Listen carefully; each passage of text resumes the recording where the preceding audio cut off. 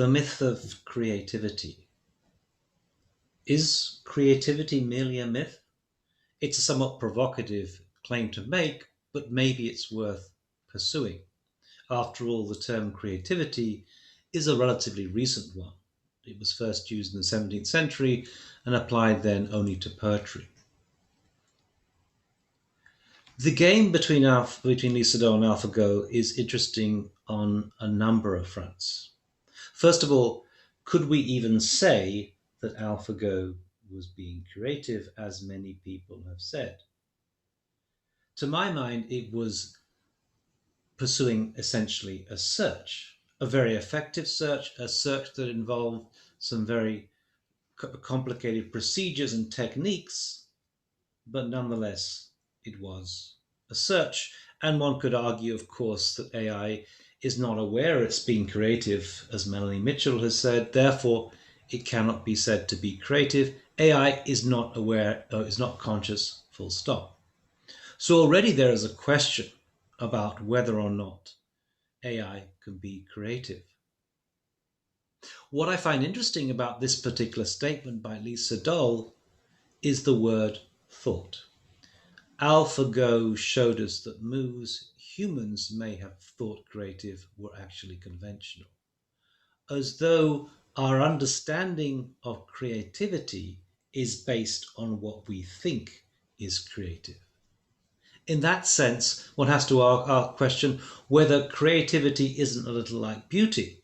If beauty lies in the eye of the beholder, does creativity also not lie in the eye of the beholder, or does it lie in the perception of the person who is being creative or attempting to be creative?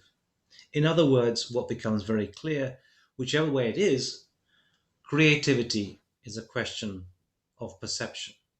Now, that is a radical thought, but an important one. It's only too easy to be taken in sometimes by AI and to start ascribing to it certain human attributes. GPT-3, for example, manages to produce some extremely convincing text. The interview with David Chalmers really looks like it's an interview with David Chalmers. And when you see this avatar in a discussion, in an interview, it looks as though GPT-3 itself also has consciousness. In fact, this avatar, when asked, states that it is sentient, that it has consciousness. And when we look at it, we ascribe to it, we project onto it, it seems to me, the sense of being human. We give it a sense of consciousness. And therein lies a real danger. This is why I'm so fascinated by this particular psychological experiment that took place in the 1940s. What we're seeing on the screen are essentially triangles and a circle and a kind of rectangle that looks like a room with a door. But almost everybody reads this as some kind of a narrative. They see the larger triangle seemingly attacking the smaller triangle. They see the smaller triangle trying to come to the defense of the circle, as though the larger triangle is attacking the circle. But all we are getting, in fact, are geometric shapes on the screen, and any narrative, any sense of meaning is what we ourselves are projecting onto the scenario. It's a human attributes that we are ascribing, projecting onto the scenario in the same way sometimes we ascribe human attributes to our car and so on. We might give our car a name and so on and so on.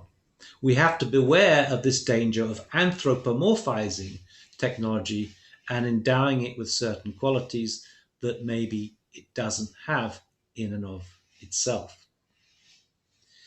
The idea somehow that there are only a certain number of solutions to any critical question has been raised by Costas Desides. Not only that, there's a huge range of solutions often to this case, and they're always already out there.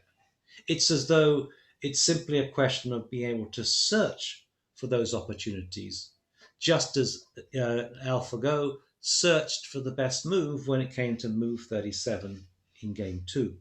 It literally was simply a question of a search.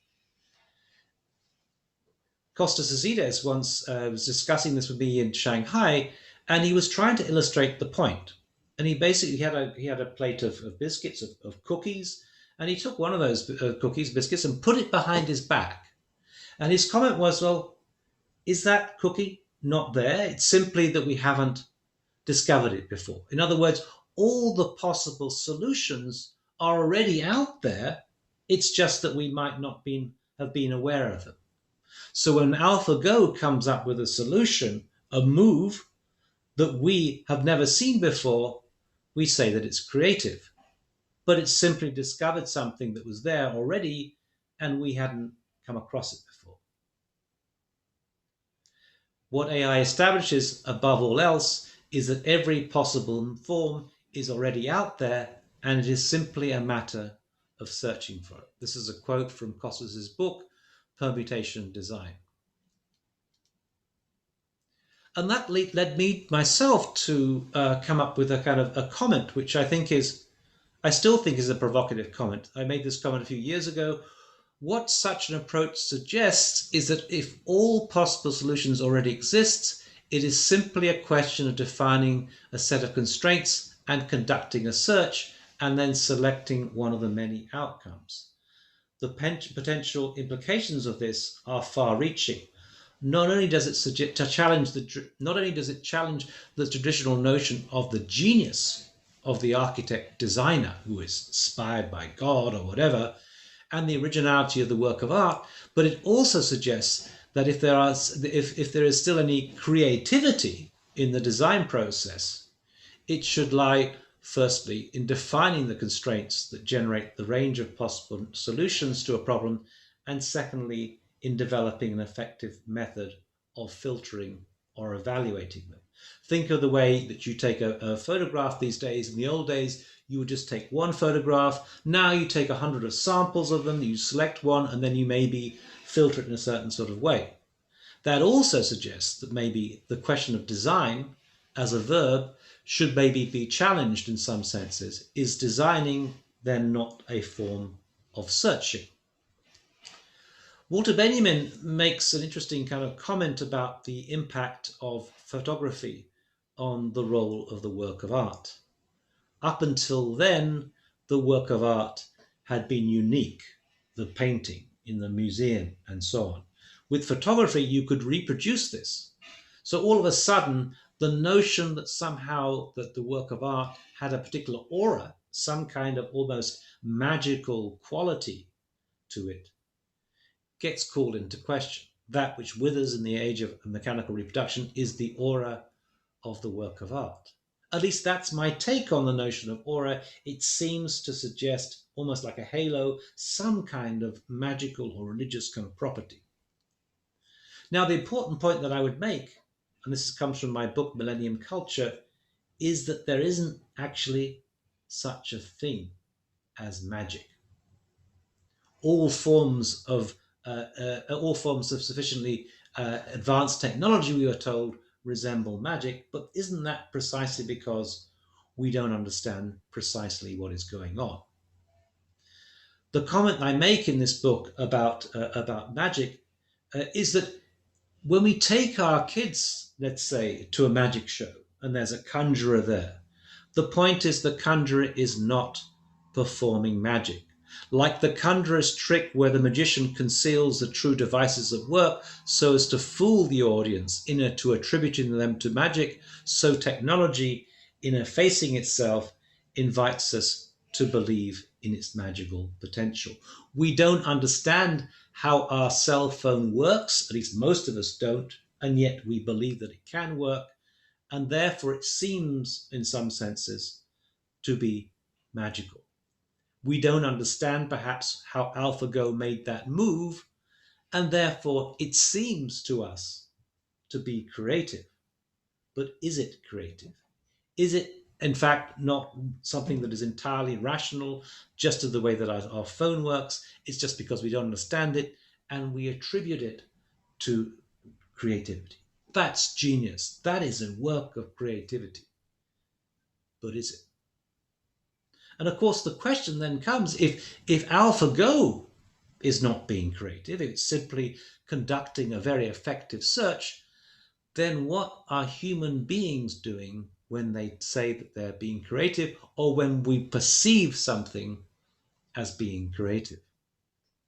Let's go back to this very interesting example by John Searle, the Chinese room argument. His argument basically is to try and to reveal that AI is not conscious. It might appear to be conscious, just as the avatar of GPT-3 appears to be conscious, but it's not conscious. And the way he argues this is through the example of somebody in a room who is translating Chinese. On the outside, the Chinese people on the outside, are convinced that whoever's in that room understands Chinese. Whoever or whatever is in that room is an intelligent Chinese speaker. But the person inside the room who is performing this operation doesn't understand Chinese at all. I'm just manipulating squiggles and squaggles to produce Chinese language behavior, but I don't understand Chinese. This rule book is in English, and there you can see the rules that he's basically following a set of instructions, which of course is what an algorithm does. So the question is not so much whether AI has consciousness, because we know that it doesn't have consciousness, even though from the outside it appears to be conscious. The question I want to put to you is whether from the outside we are ascribing to human beings some sense of creativity. It looks as though it's creative. We perceive it as being creative, when actually what is really only happening is a certain set of algorithms, a certain set of instructions. We are simply searching for possible solutions. Is that the case? Is the design process largely a search process? And when we use the term creativity, is it simply because we don't know what is going on in that search space, just as we don't know what is going on in terms of a computer? And we are ascribing creativity to human beings, just as people have ascribed creativity to AlphaGo, when clearly all it was doing was conducting a very sophisticated and complex search operation.